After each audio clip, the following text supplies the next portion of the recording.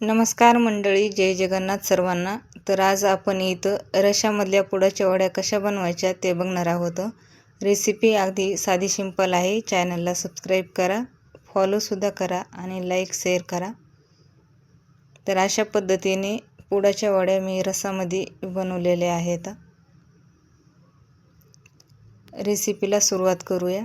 इथं मी 1 वाटी बेसन पीठ घेतले आणि अर्धी वाटी गव्हाचं पीठ घेतलेलं आहे.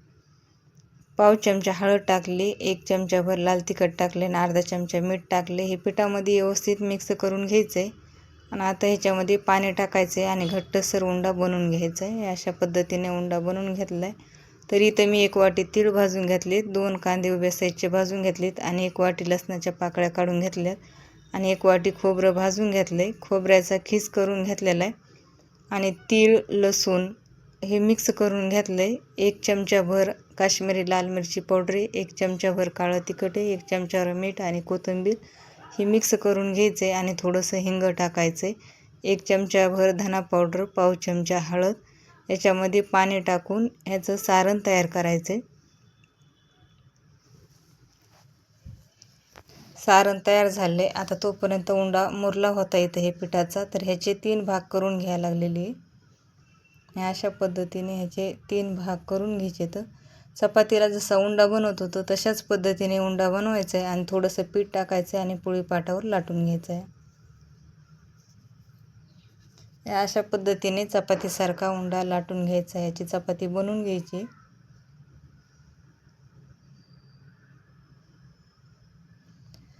आता याची चपाती बनवून घेतलेली, जे आधी सारण तयार करून ठेवलं होतं ते सारण लावून घ्यायचं आहे. आता ह्याला सगळीकडून सारण लावून घ्यायचं आहे. थोडासा तेलाचा हात लावला तरी चालते, पण मी पाण्याचा लावून घ्यायला लागले. सगळीकडे ह्याच्यावर पीठ थापून घ्यायचं आहे. अशा पद्धतीने पीठ सगळीकडे लावून घेतलं आहे आणि आता ह्याला फोल्ड करून घ्यायचं आहे, असं मुडपून करून घ्यायचं आहे.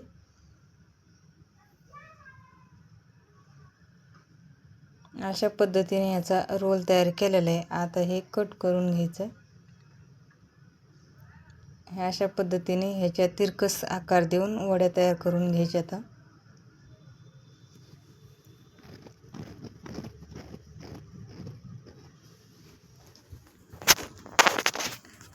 तर इथं अशा पद्धतीने ह्याच्या वड्या पाडून घेतलेल्या आहेत आणि असंच करून सगळ्या वड्या तयार करून घ्यायच्या. आता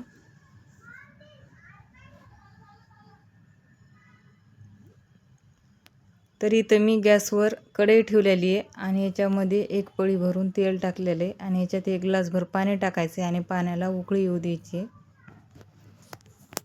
पाण्याला उकळी आली आणि त्याच्यामध्ये ज्या आधी वड्या बनवून ठेवलेल्या होत्या त्या वड्या ह्याच्यामध्ये सोडून दिल्या. आता वड्या पाण्यामध्ये वाफलून घ्यायच्या. त्याच्यावर ताट ठेवायचं आहे आणि 10 ते 12 मिनटं वाफलून घ्यायच्यात आणि गॅस फुलच ठेवायचा आहे. आता वापरल्या का तर बघायचं आहे.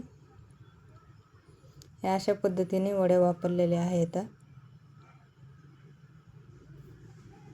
एकदम सुटसुटीत झालेल्या आहेत. ह्याचा चिकल बिकल अजिबात झाला नाही, त्याच्यासाठी उकळलेल्या पाण्यामध्ये सोडायचे. आता इथं जे शिल्लक सारण राहिले होते याच्यामध्ये पाणी टाकले आणि मिक्स करून घेतलेले. अशा पद्धतीने मिक्स करून घ्यायला लागले मी इथं. परत एकदा गॅसवर कढई ठेवली, त्याच्यामध्ये 1 वाटीभर तेल टाकले, कढीपत्त्याचे पानं टाकले, थोडीशी हळद, जिरे, मोहरी टाकायला लागले, कोथिंबीर, हे थोडंसं तेलामध्ये परतून द्यायचं आहे.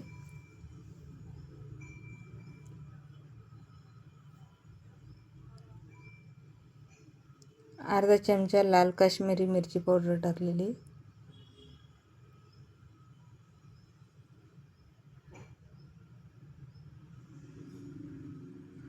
ह्याच्यामध्ये जे सारण शिल्लक तयार ठेवलेलं होतं ते ओतून घेतले आणि आता फोडणी टाकलेली. आता परत ह्याच्यामध्ये अजून पाणी टाकायचं आहे.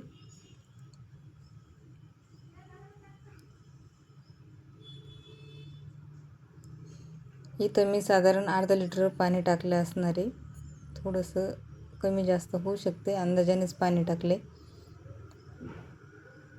आता इथं ह्या वड्या काढून घ्यायच्या. आता कढई गरम आहे त्याच्यामुळं पोळायला लागली मला पण.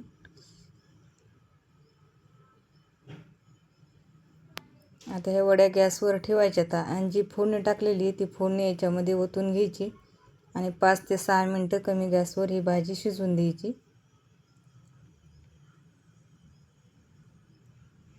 अशा पद्धतीने फोडणीमध्ये वड्या सोडलेल्या आहेत. ह्या वड्या आधीच वापरल्यामुळे ह्याला काय जास्त शिजवीत बसायची गरज नाही आहे. हे तर मी गॅस बंद केलेला आहे आणि वड्या शिजलेल्या आहेत. भाजी तयार झालेली आहे. अशा पद्धतीने कशी वाटली रेसिपी कमेंटमध्ये नक्की सांगा. चॅनलला सबस्क्राईब करा, लाईक शेअर करा, फॉलो करा. पुन्हा भेटू असेच एका रेसिपीमध्ये. तोपर्यंत धन्यवाद.